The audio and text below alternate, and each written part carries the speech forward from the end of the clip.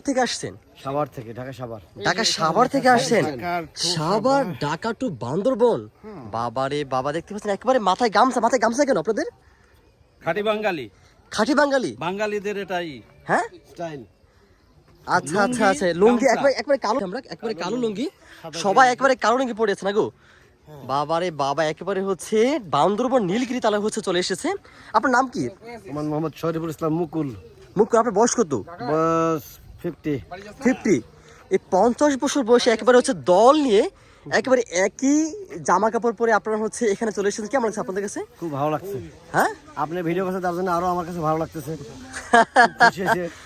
এই যে দেখতে পাচ্ছেন একেবারে হচ্ছে একেবারে সাদা গেঞ্জি, কালো লুঙ্গি, মাথায় একেবারে হচ্ছে এই যে গামছা, একবারে গামছা পরে তারা হচ্ছে এই নীলগিরিতে তারা হচ্ছে চলে এসেছে। দেখতে পাচ্ছেন একেবারে হচ্ছে চট্টগ্রাম বান্দরবন নীলগিরিতে চমৎকার একেবারে হচ্ছে সাজসজ্জায় একেবারে চমৎকার পরিবেশ।